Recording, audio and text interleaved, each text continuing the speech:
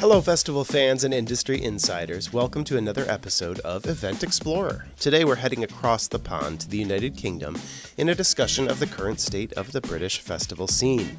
England has been home to and is still home to some of the world's most iconic cultural gatherings, from the epic 1969 Isle of Wight Festival, which hosted legends like Bob Dylan and Jimi Hendrix, to the iconic modern festivals of Glastonbury, Leeds, and Reading. The UK is a world leader in putting on great events.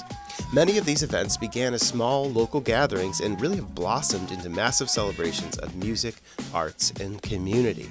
Think of what we define a festival as, and the UK has really put their stamp on that. Why is the UK particularly good at putting on music festivals? I don't know. Is it the long culture of performance and theater, the public love of all things music and food, or just the British need to get outdoors when the weather is good? It's probably a myriad of these reasons, yet as we revel in these successes, we also must face the music of today's challenges. Skyrocketing production costs and economic uncertainties have recently forced a significant number of festivals in the UK to cancel. On the surface, it reads like a shaky time for the industry, but despite these hurdles, the draw remains huge. Music tourism has brought alone 14.4 million visitors to the UK in the last year. Well, that brings us to this episode. Our guest today is Nick Morgan, CEO and founder of The Fair. Nick and his teams are the backbone of the UK festival industry, operating independent, unique festivals throughout the country with expertise, efficiency, and most of all, a great love of all things events. Through strategic partnerships and innovative festival management practices, they're helping to shape a resilient future for the festival scene. Well, let's dive into how Nick's efforts are making a difference and what we can learn from his approach to keeping the festival spirit alive in these challenging times, right here on Event Explorer. All right, well, we're about to dive into a truly exciting part of the show today. I am thrilled to welcome Nick Morgan to Event Explorer. Nick is not just the CEO of companies like We Are Placemaking and The Fair, but he also plays pivotal roles in shaping the event landscape as the chair of the UK Events Outdoor Group and vice chair of UK Events. His contributions touch every corner of the industry. Nick, it's fantastic to have you here today. So let's get started with a few questions. Welcome. Thank you. Thank you very much. Good to be here. Well, Nick, you touch nearly every aspect of the festival and events industry. And that is not something that we found that people go directly towards. You know, there are certain aspects that are hooks that draw them in, and then, you know, they apply their talents to them. What got you first interested in working in this industry? I think from a young age, going to nightclubs here in London, there's a big involvement, and the duty of care, and it was a real skill set that was probably undervalued, probably to this day still is. But for me, the excitement of having talent, having 3,000 people was in a venue, all under your duty of care was, I just found it amazing, and it was so euphoric, and it was where people went for escapism, for their everyday lives. So I've always been a fan of giving these sort of outlets for people who want to escape for several hours with their peer group, with their mates. So for me, I've always had a sort of interest, which obviously has grown since going into sort of festivals. So there's a transition period from nightclubs into big outdoor space. Excellent. So you were a kid growing up. I know there's a strong festival culture in the UK. There's obviously the big ones that we've heard about, Glastonbury and Leeds, and those ones have been going for a while. But even locally, right? It's just kind of part of tradition and life is even smaller towns that will have festivals throughout the summers. Yeah, definitely. I think there has been a massive growth, so exponential growth in terms of the amount of shows, the amount of promoters in market. So when I was growing up, it wasn't, there weren't hundreds of them. There was things like a V Festival, which we worked on actually doing localized press. There was Reading and Leeds, obviously it's been around for time, also Glastonbury. There wasn't loads and loads of shows, and that has grown through both the big conglomerates, delivering more and more shows, but also independent. There's a whole culture, underground culture, which I work with AIF. So it's all around independence shows, which we've seen yeah, huge numbers of 5,000 and above grow probably to a saturation point, which we're now experiencing in the market at the moment. There has been a lot of shows that can't go ahead this year, 40 currently, and that unfortunately will continue to grow because of sort of cash void shortages in their balance sheets. So yeah, it is definitely part of it, and I make parallels to draw on what I see in the States, because I'm sure we'll come on to that. But just someone like LA probably has 15 strong shows a year, whereas London has that a weekend. So I feel like the US is such a market that's, I would say it's in its infancy, but it's about to. I'm seeing people. We're in Miami recently. Loads of people want to go to shows. It's part of the DNA of human nature, I think. There's obviously changes in how those shows are presented. Like AF is a much bigger category. It's alcohol free. People don't want to go to shows and just get absolutely wasted. There's a transition, a change in the format shows. But I think that escapism still exists. Especially in the current climate. With the global macroeconomics that are happening, people want to go to things, see live entertainment, experience it with their friends. And for me, the gateway events is where people fall in love, is where they meet friends for life. So, there are many environments like. Sure. And with this growth, creating an individual spirit for each festival, it's important, right? It's if you go to one festival one weekend and the next another weekend and same lineup or same setup, you're going to get bored of that pretty quickly. So as you've seen the industry evolve, have you seen that type of creativity? What are some good examples of that you've seen that new festivals or existing festivals have had to change to be more unique? Do you feel that's important? And what have you seen in the industry as that's developed? Yeah, I think, there are sort of two scenes. There are those that are, they go to the conglomerate shows, and that is talent driven, whether it's a Taylor Swift concert or, whether that's outdoor, indoor, or there is the sort of independent culture, and there is a load of work that happens. That's all we trade in. All of our promoters are independent. So things like provenance, provenance of food, provenance of the sort of bar pouring dealers, so like the beers and localized.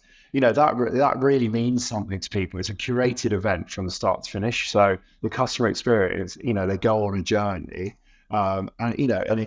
everything about the ethos of that show is threaded through every decision made or procured on site. Even that's like localizing, crewing and things like that.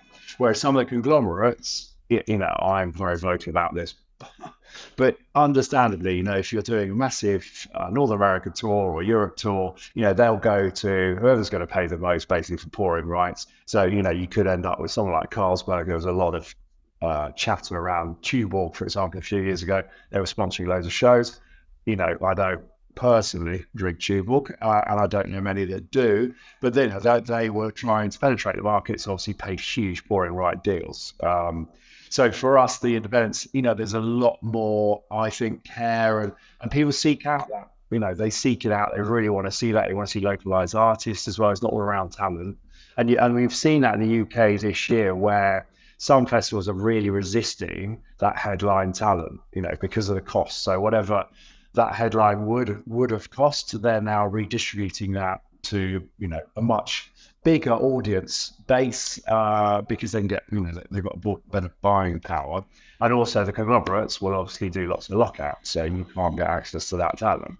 So I think, it's a really interesting time. I think, like you've alluded to, there's also justification in not all shows deserve to survive. Just because you're a show doesn't mean you should survive, because they do have what I could quite mundane booking policies, or they're part of a wider group. So you see this sort of cookie cutter approach where the same talent is just touring every single festival. That for me is really mundane, pretty lazy. Again, booking's a real discipline and a real skill set, and need that effort. So for me, it's an exciting time, and whilst everyone's going, oh, it's terrible, there's more and more shows cancelling. Some of those, probably have traded just because of the euphoria that surrounded events. Pre-COVID, everyone went shows. All of our shows would sell out. So that's changed. People's decisions are much more careful, obviously, cost of living as well. So they're not just going to show the bouquet. That makes a lot of sense, that in the kind of current business environment and the entrepreneurial thinking that says, I'm seeing a lot of action on social media. I'm seeing all these great images out of Coachella. I want to make the next big Coachella. This is not the same, and it doesn't even have the same roadmap necessarily as coming out with a packaged good or starting a restaurant even. There's a lot of support industries behind those.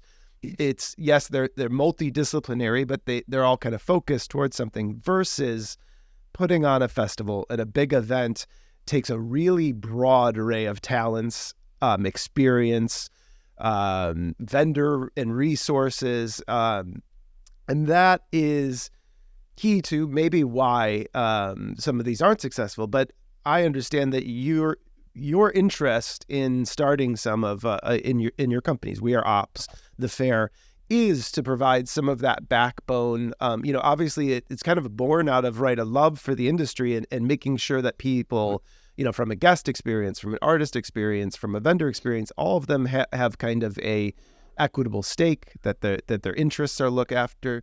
Is that why you kind of pursued the creation of these companies, and what are some of the services you provide?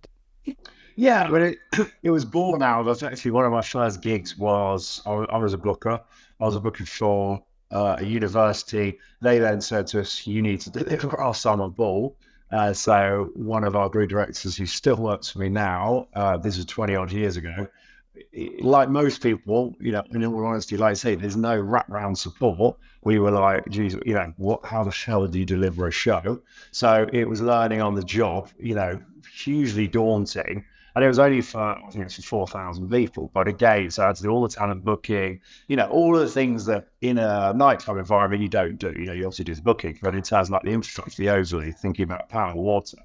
And from that point on, we also delivered that. We then did another university's ball.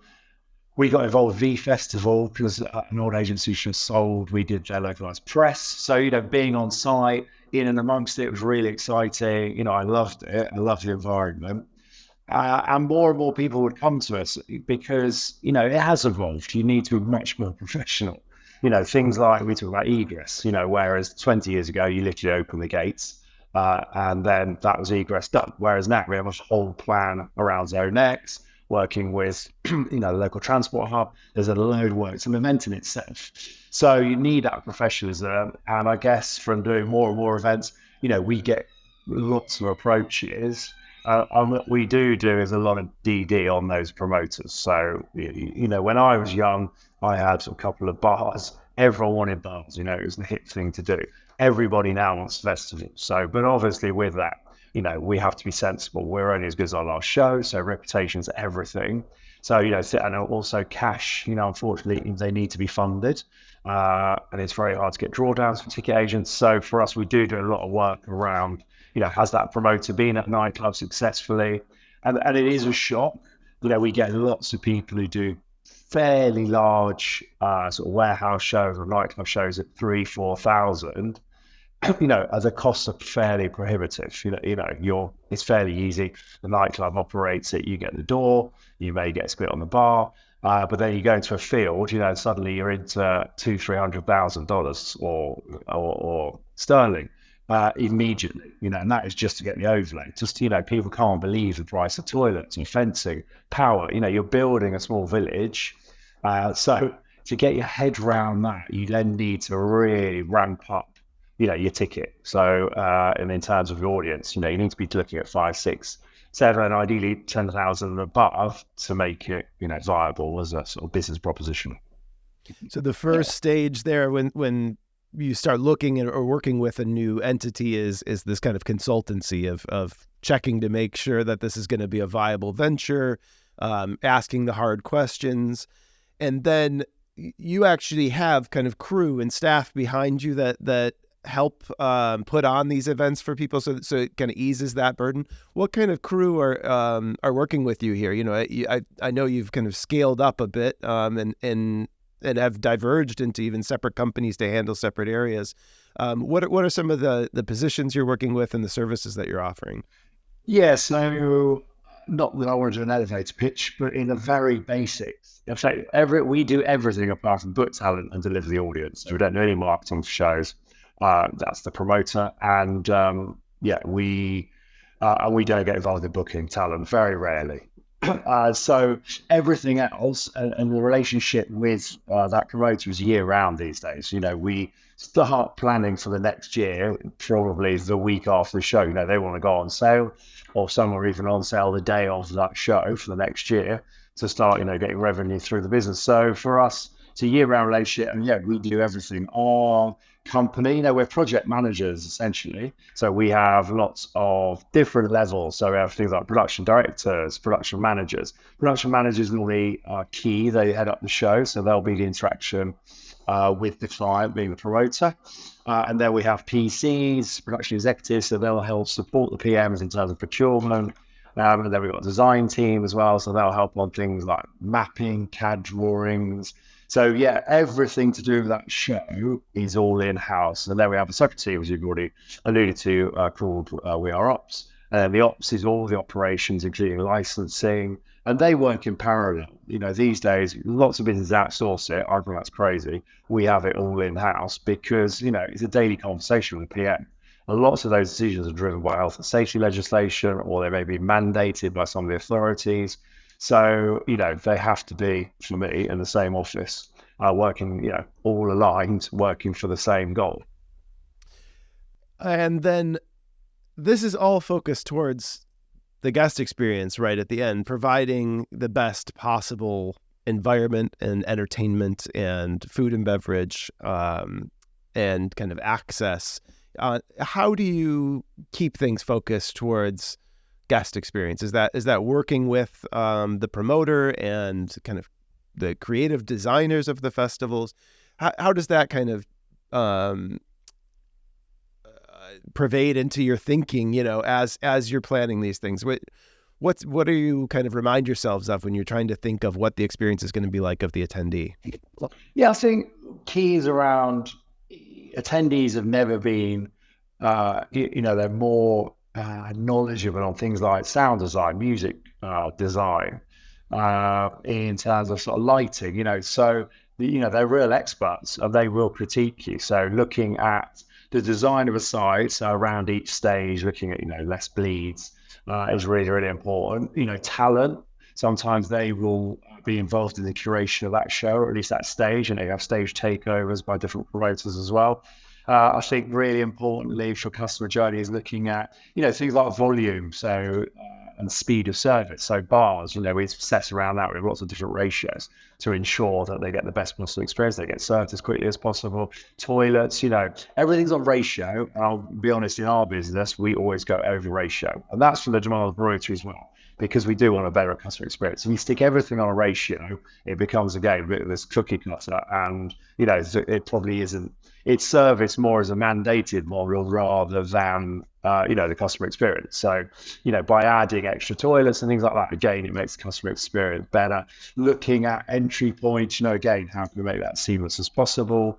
Looking at egress to make sure everyone gets out safely. Is there, we have stewarding along the whole sort of perimeter of the footprint, just things like that, little touches to make sure welfare is sustained.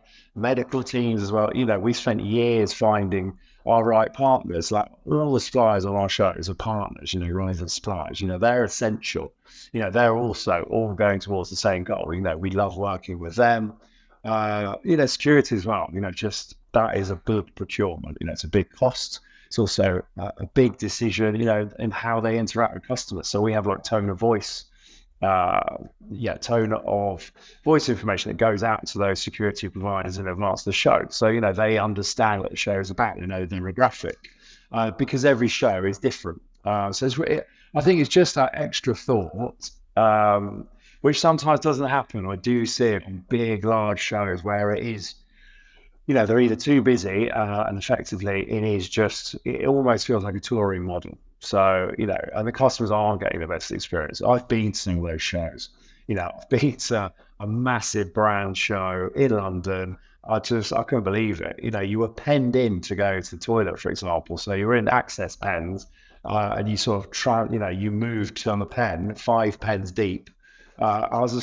Just things like that, just penning people in. I found it absurd. And the experience was terrible. Yes, it was one artist, massive stage, but there's not even any delays, hardly any. I just thought, it just felt, I came away thinking, God, if I paid for a ticket, I was ripped off. And I Yeah. hate that feeling. Yeah, I admire that, and I admire you're so vocal about it. I've being in London just a month ago, there is a conglomeratization of a few of pubs, with the Yeah. Witherspoonses or the Green Man, I think was the other one, and they look like your average pub. Oh, I'm going to go in and have a real kind of British pint and experience. And you go in and you feel something isn't the same as the one down the block that's independently owned. Yeah. So there's a culture there, and it's tactile, even though you don't know what is actually touching you. It does affect you. And that's a big thing about festivals. And that's why, exploring here is, it allows communities and cultures to shine, through creating an experience. So you can embody, every sense is being used, and being entertained. Are there particular festivals that you work with, or even that you've attended around England that do a great job of kind of shining local culture? And you were talking about provenance and food and beverage. Some food festivals, you go to a particular area and they're serving the products from that area. Sometimes music is derived locally too. Are there some that are some favorites of yours in England? Well, a lot of the shows we work with, we do an awful lot of work around that. So we're working with food concessionaire, the bar concessionaire. So yeah, all of our shows, because they're independent, that's their differentiation, I would say, from the conglomerate show. So they know that, they know that's the value, and that's what customers are seeking out. They care, they really do care about hazardous food. They care about sustainability policies. Again, sometimes missing on some massive shows. It was across the media last year. There was some really horrific treatment of small customers, and that's where we obsess around not doing that. So I'd say all our shows, things like Maiden Voyage, Eastern Electrics, we're doing a new show this year with Jazz Cafe, Gunarlo, we've still got a relationship with, there's a lot of work they do in looking at the whole experience from the minute you come out of the train station, to basically getting home. And for me, that's the value. And customers, they do appreciate that. If you treat them badly, I mean, why would they come back? Why would they ever advocate it? You're just killing your audience. So for me, and I think there is a bit of a churn culture in some of the bigger shows where it's like, well, they do mass marketing. So they have, a big churn of audience. They don't get that sort of loyalty. And again, with loyalty, you also see that driving the audience, because they'll see people, they'll meet maybe only once a year, but the same group of people will meet up at that show. They get fans of the show, of the brand. And that's amazing as well, because, they're real advocates and care. We ran a whole campaign about Don't Be a Dick, basically, which was for one of our really large shows. It was just saying, care about the environment you're in. Don't go and defecate in someone's garden, for example, because they're part of our community as well. So we do a load of work in the local community, do consultations with them. So they feel part of the ideation of the show as well. And then also, often, the media aren't that favourable about shows. It's all they love to report, as they do on all sorts of global things, the negativity. But, we spend millions and millions of pounds in the local economy. It's not all about, spent within the boundary of the site. So whether it's local builders merchants, rooming nights for some of the crew, all the way out to the show, and then obviously during the show, all the customers, whether it's transport that they use, they don't just come off the train and go straight to the show. They'll often, go into F&B in the local area. So, I think it's really, really important. We've paid for playgrounds, etc., as part of our fee to the councils. So, it is that sort of care and attention that I believe, keeps shows alive. Yeah, it's a unique contributor to local economies, for sure. And I've seen that working with local economies and local governments is super important for those. What types of relationships have you established? What kind of benefits? I've from what I've heard in interviewing a number of people, local governments really do if you get the right ones, I guess, on the boards and the councils, they can really embrace festivals. It's a chance for them to show off. It's a chance it's free marketing for the city and a great tax bonus. Have you had that type of interaction, or what are some tips and tricks a little bit to dealing with and making a great relationship with a local government? Yeah, I think as you say, so yeah, everyone we deal with, there'll be local councillors, ward councillors, so engaging with them. Yeah, we've done lots of walk around shows with them as well, showing them, introducing them to, the promoter, which also gives them, some more sort of guidance, some more background on the promoter, and talk about all the things we're doing locally, like, we're at the local radio station one show, we do workshops at a radio station.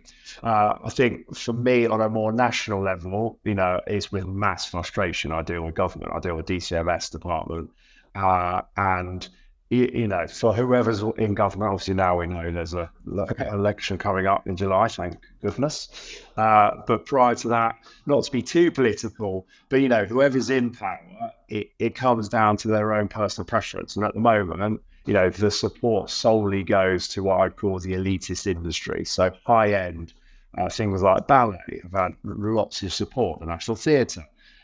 All of which has lots of validity, but what is missed and is really is for you is the total festival industry is lost. And it is going through a really, really tough time. So there is those genuine shows I don't think should have survived, and that's just a natural churn.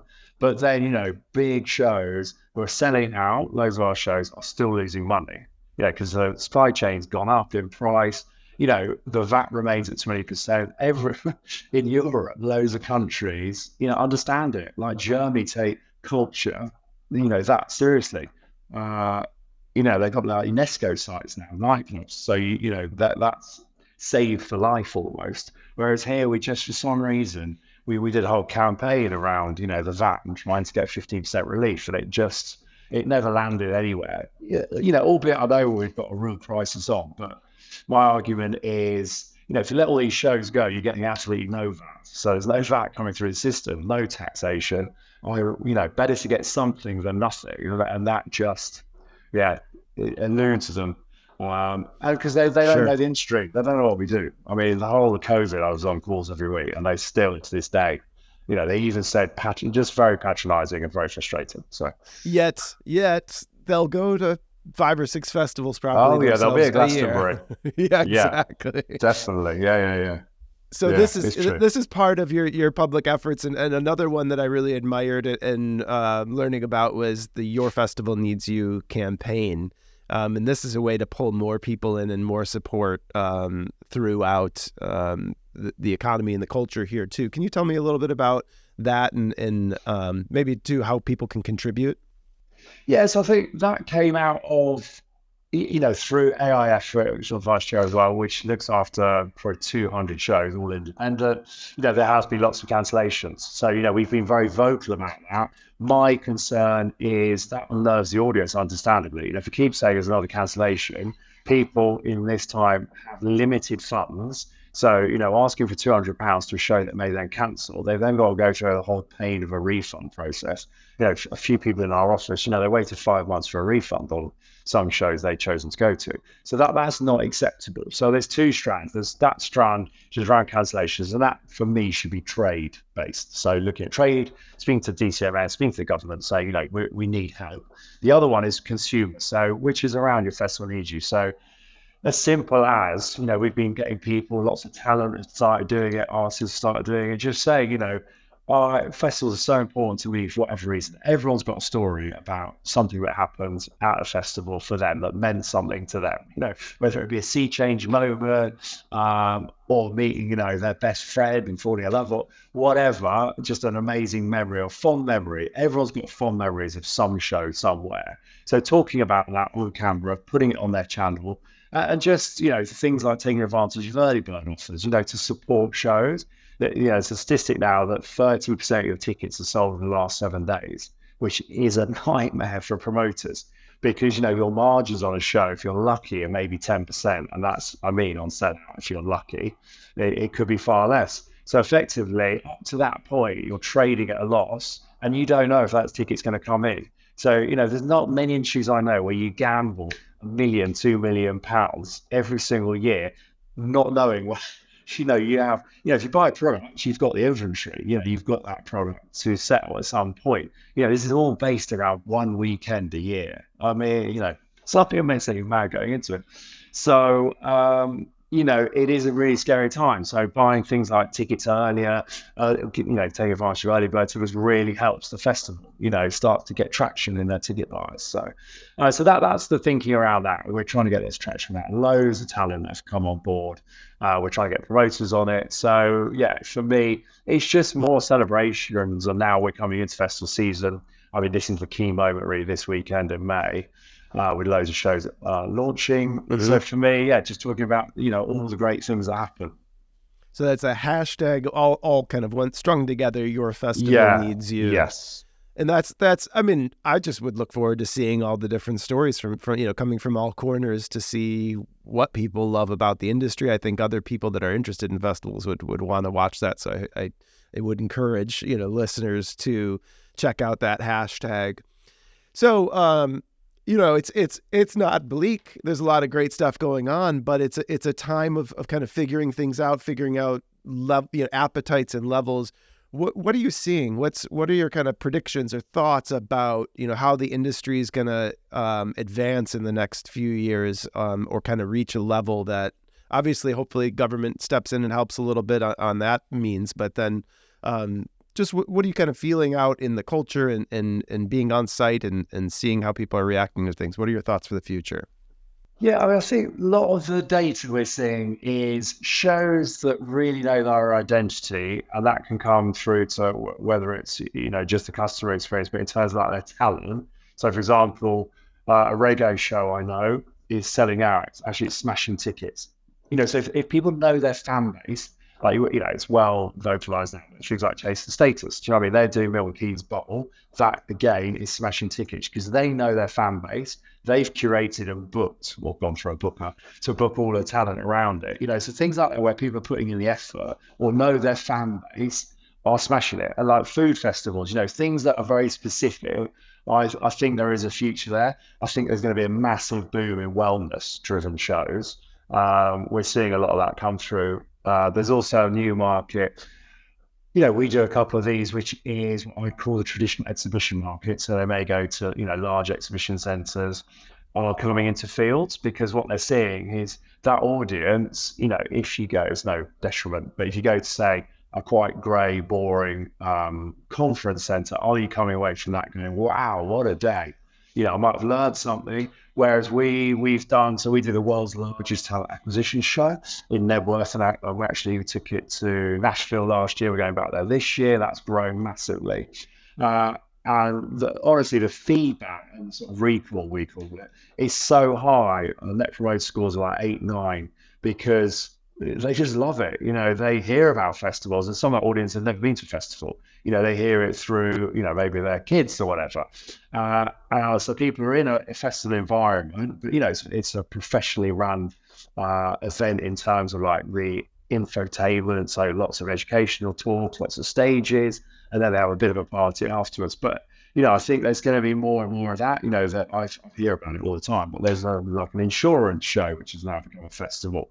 So I think that those special sort of categories, I think there's lots of opportunity. I think where we'll see a decline is this sort of cookie cutter approach where you have got, you've got a booker who looks after 20 shows and just, it's not through necessarily laziness. It will come down to, drive your price. If you go to an artist and go, we've got 20 shows for you across this territory, what's the best price you can do?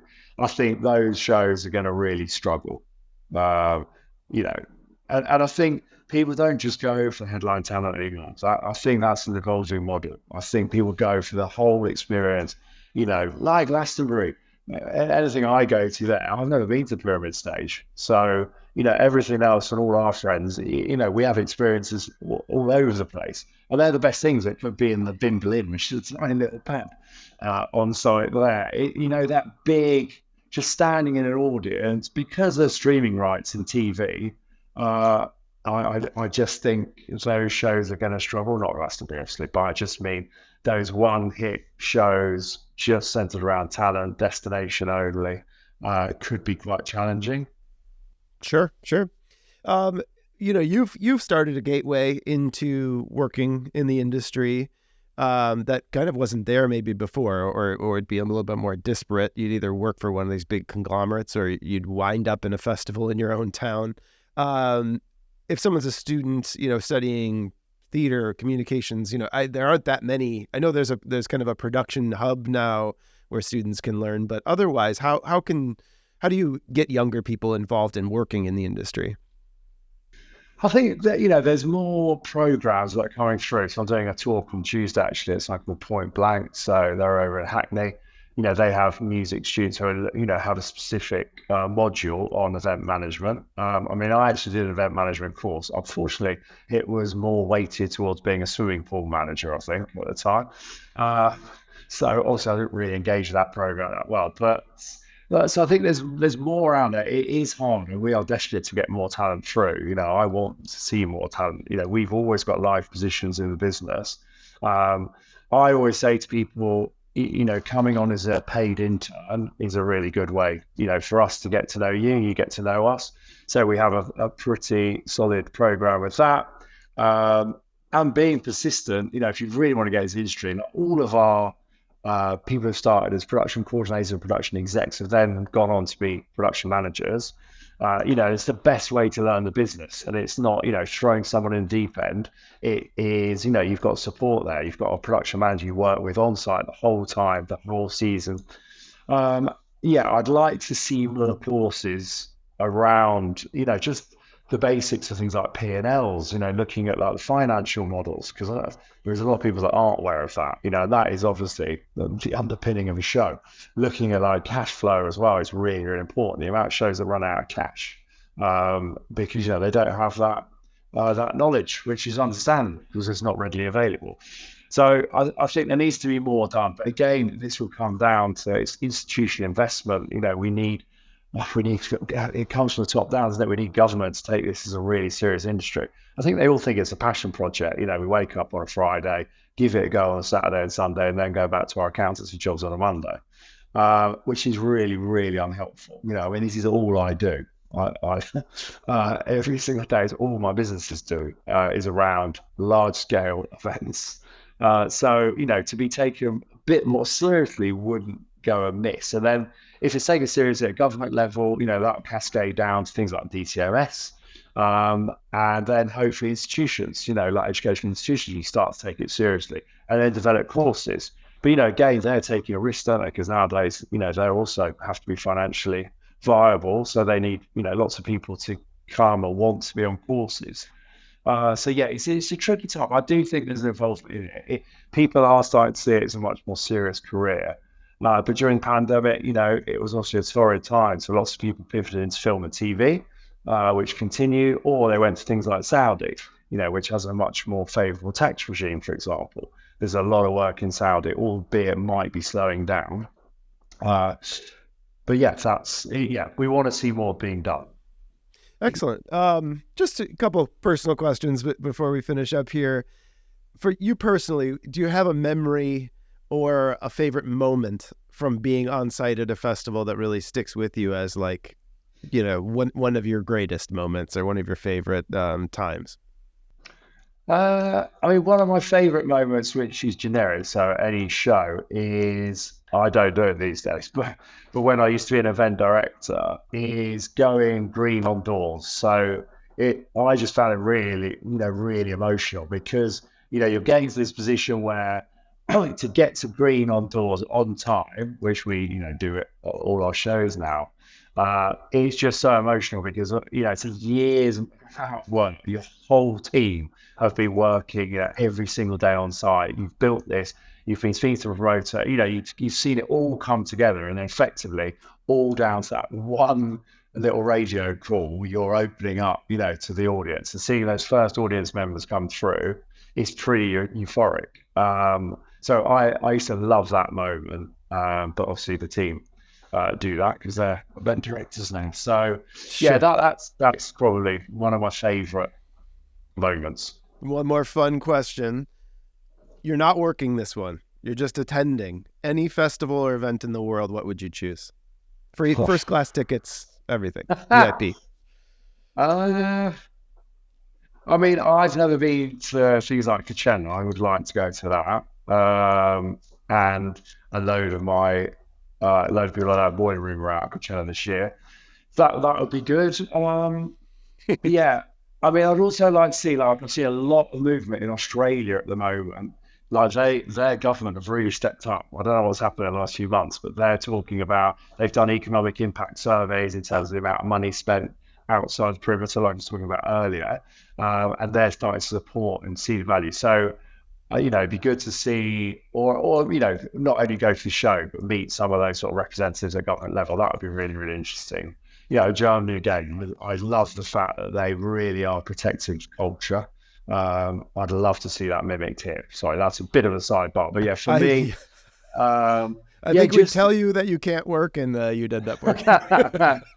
Yeah, that would be difficult. I'm normally always working at show, even if I'm there attending. Even at Glastonbury, I'll be walking around going, "Gosh, I wouldn't have done it like that," or "I would have done it." Well, that's a good idea.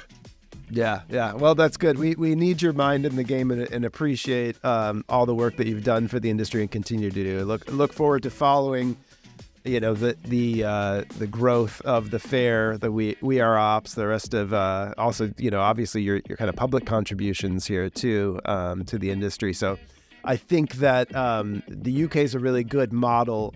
I saw that, studying film and TV and theater and just the way that, I know it doesn't feel like it maybe as much in some days, but it is a real industry, at least with the people that are working there. And here in the U.S., it's maybe even a little less attention, less discussion or maybe more regional. So appreciate the work that you're doing. I think that people that listen to this, from across the world will take that away from how serious you take this and how much, love and passion you put into it. So.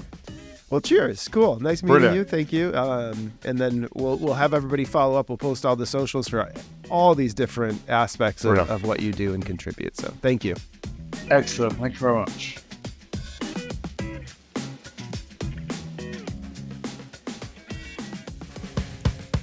Well, that's all for today's episode of Event Explorer.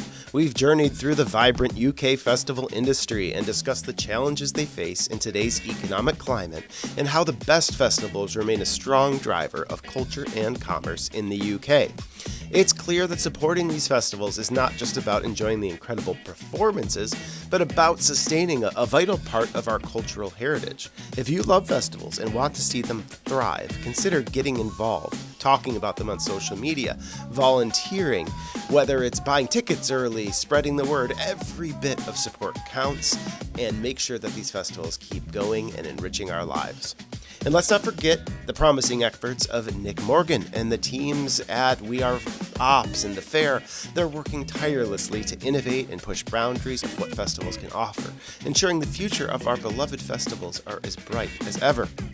Well, thanks for tuning in, and let's keep the spirit of festivals alive. Subscribe to Event Explorer and follow along as we continue to explore the stories behind the world's most exciting events. Until then, happy exploring.